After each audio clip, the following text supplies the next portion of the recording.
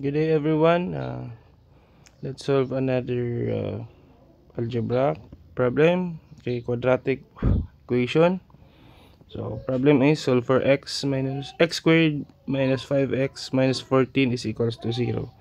Okay, so number 1 is to factor mo muna yung x squared. Okay, so factor nyo muna x squared minus 5x minus 14. So this is x.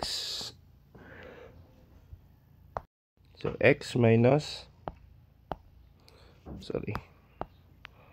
x minus 7 and x plus 2. Okay, tama kasi 7, negative 7 plus 2 is negative 5. Negative 7 times 2 is negative 14. Okay, so is equals to 0 because negative 72 is equals to 7 times 2 is 14. Negative 14. Okay, so and negative 7 plus 2 is equals to negative 5. Okay, tama.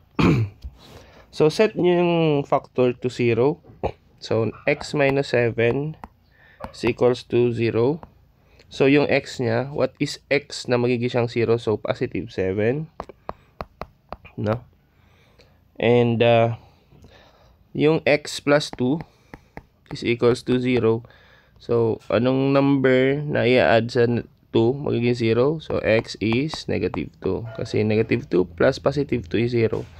So the x is